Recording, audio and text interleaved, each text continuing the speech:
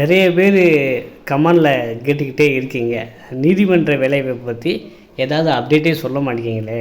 டிசம்பருக்குள்ளே வரணும் ஒரு செய்திலாம் வந்தது, ஒரு சுற்றறிக்கைலாம் விட்டுருந்தாங்க எடுக்கிறதா, என்னங்க எது அப்டேட்டுமே இல்லை அப்படின்னு நிறைய பேர் வந்து கமெண்ட் பண்ணுறீங்க, வாட்ஸ்அப்பில் கேட்குறீங்க, டெலிகிராமில் கேட்குறீங்க. ஸோ நமக்கு வந்து பார்த்திங்கன்னா எந்த ஒரு தகவல் இல்லாதனால தான் போடலை, சரிங்களா.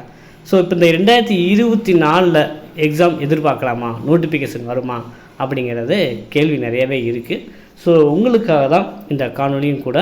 முதல் தடவை நம்ம சேனலை பார்க்குறவங்க மறக்காமல் சப்ஸ்கிரைப் பண்ணிட்டு கண்டினியூ பண்ணுங்கள். ஓகே, இப்போ நீதிமன்ற வேலைவாய்ப்பில் 2021 ஆஃபீஸ் சிஸ்டம் டிரைவர் வந்து போட்டிருந்தாங்க, சரிங்களா. ஸோ கிட்டத்தட்ட 3000க்கு மேலே மாவட்ட வாரியாக நிறைய பேருக்கு அதில் வேலைவாய்ப்பு கிடச்சிது. நம்ம ஸ்டூடெண்ட்டுமே ஒரு 150 பேருக்கு மேலே வந்து செலக்ட் ஆகி வேலையிலையும் உட்காந்துருக்காங்க. அடுத்து 2022 வந்து ரீடர், எக்ஸாமினர், ஃபெயிலி அந்த மாதிரி கேட்டகரியில் வந்து ரெக்ரூட்மெண்ட் வந்ததாங்க. அதுக்கு வந்து பார்த்திங்கன்னா குவாலிஃபிகேஷன் 10th ஸ்டாண்டர்டு. ஸோ அந்த 10th ஸ்டாண்டர்டுக்கு வந்து பார்த்திங்கன்னா அவங்க வந்து ரிசல்ட்லாம் போட்டு அந்த 2022 எண்டில் தான் ரிசல்ட்டு போட்டு ஜனவரிக்கு அப்புறம் தான் அவங்க ஜாயின் பண்ணுற மாதிரி இருந்தாங்க. இப்போ அதுலேயுமே ஒரு சில பேர் என்ன பண்ணாங்கன்னா, ரீடர் எக்ஸாம் ஃபிலிப் வந்து அவங்க குரூப் 4 பாஸ் பண்ணி நிறைய பேர் ரிசைன் பண்ணாங்க. அதனால் என்ன பண்ணாங்கன்னா, இந்த 2023 வந்து குரூப் 4 பாஸ் பண்ணி ரிசைன் பண்ணோடனே வெயிட்டிங் லிஸ்ட்டில் உள்ளவங்களுக்குலாம் ஃபில் பண்ணாங்க. ஸோ நிறைய பேருக்கு தெரிஞ்சிருக்காதுன்னு நினைக்கிறேன். அப்போ 2023 வெயிட்டிங் லிஸ்ட்டில், அது ரீடர் எக்ஸாம் ஃபெயிலுக்கு வெயிட்டிங் லிஸ்ட் உள்ளவங்கள அவங்களுக்கு வந்து ஃபில் பண்ணாங்க, சரிங்களா. இந்த விஷயம் நிறைய பேர் தெரிஞ்சிருக்காதுன்னு நினைக்கிறேன். ஸோ இந்த மாதிரியும் நடந்தது. ஸோ 2023 இதே கேப்பில் வந்து பார்த்திங்கன்னா நீதிமன்றங்களில் வேறு ரெக்ரூட்மெண்ட்டே எடுக்கலையானா ரெக்ரூட்மெண்ட் பண்ணாங்க. ஏன்னா நீதிபதிகள் பதவிகள் ஃபுல்லாமே ரெக்ரூட்மெண்ட் போய்கிட்டு தான் இருந்தது. அதுவுமே டிஎன்பிசி தான் கண்டக்ட் பண்ணாங்க. புதுச்சேரிக்கு தனியாக நடந்தது. தமிழ்நாட்டுக்குமே வந்து பார்த்திங்கன்னா சிவில் நீதிபதிகள் வந்து ரெக்ரூட்மெண்ட் பண்ணியிருந்தாங்க. 2023 இதெல்லாம் நடந்தது. ஸோ அப்போ 2024 நமக்கான ஒரு ஆண்டு தான் சொல்ல முடியும். கண்டிப்பாக வந்து இந்த வருடம் வந்து ரெக்ரூட்மெண்ட் வந்து வந்தே தீரும். ஏன்னா 2021 வந்து பார்த்திங்கன்னா ஒரு சில பேர் வேலை பிடிக்காமல் நிறைய பேர் ரிசைன் பண்ணாங்க. ஒரு சில பேர் வந்து பார்த்திங்கன்னா அதிலே வந்து ரீடர் எக்ஸாமில் பாஸ் பண்ணி போனாங்க. அப்புறம் குரூப் 4 வந்து நிறைய பேர் ரிசைன் பண்ணாங்க. ஸோ இந்த மாதிரி வந்து பார்த்திங்கன்னா அலுவலக உதவியாளர் காலிப்படங்கள் வந்து நிறையவே காலியாகவே இருக்குது. ஸோ நீதிபதிகள் நியமனம் பண்ணாங்கன்னா ஸோ அவங்களுக்கு கீழே வந்து பார்த்திங்கன்னா அட்லீஸ்ட் வந்து பார்த்திங்கன்னா ஒரு 2 ஓஏனாச்சும் எடுப்பாங்க. ஸோ அந்த அடிப்படையிலுமே ஓஏ ரெக்ரூட்மெண்ட்டும் கண்டிப்பாக வந்து பண்ணுவாங்க. அதே போல் வந்து ஓட்டுநர் ரெக்ரூட்மெண்ட்டுமே கண்டிப்பாக வந்து எடுப்பாங்க. ஸோ லாஸ்ட்டு வந்து பார்த்திங்கன்னா ஒரு 5000க்கு மேற்பட்ட வேக்கன்சி இருக்கிறதா 2023 அந்த அவங்க சைட்லேயே போட்டிருப்பாங்க, அப்டேட் பண்ணிக்கிட்டே இருப்பாங்க மாவட்ட வாரி எவ்வளோ வேக்கன்சி இருக்குன்னு. அதில் வந்து பார்த்திங்கன்னா 5000க்கு மேலே இருந்தது. ஸோ இப்போவுமே கூட இன்க்ரீஸ் ஆகக்கூட வாய்ப்புகள் இருக்குது.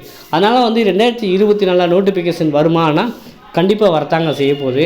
அது எப்போ வருதானே எங்களுக்கு தெரியல அப்படின்னு நீங்கள் கேட்கலாம். இப்போ வந்து பார்த்திங்கன்னா நம்ம வந்து இப்போ ஒரு மத்திய அது பார்த்திங்கன்னா ஒன்றிய அரசுக்கு வந்து எலெக்ஷன் ஆகிடுறது, மேலே வரலாம், சரிங்களா. அதுக்கு வந்துச்சுன்னா மார்ச்சுக்குள்ளே ஒரு நோட்டிஃபிகேஷன் வரணும். சப்போஸ் வரல அப்படின்னா எலெக்ஷன் முடிஞ்சு ஜூனில் தான் நோட்டிஃபிகேஷன் வரும், சரிங்களா. ஸோ இந்த தகவலும் நான் உங்கள்கிட்ட சொல்லிக்கிறேங்க. சப்போஸ் வரதா இருந்துச்சுன்னா மார்ச்சுக்குள்ளே வரணும். ஏன்னா கோர்ட் வந்து அவ்வளோ பெர்ஃபெக்டாக வந்து ஒரு 1 மந்த்லேயே ரிசல்ட்டை போட்டு அடுத்த மாதமே வேலைக்கு கொடுத்துருவாங்க. ஏன்னா அவ்வளோ ஃபாஸ்ட்டாக இருப்பாங்க. மற்ற எந்த ரெக்ரூட்மெண்ட் இப்படி பண்ண மாட்டாங்க. நோட்டிஃபிகேஷன் கொடுத்து வந்து ஒரு 40 நாள் 45 நாளில் எக்ஸாம் இருக்கும்.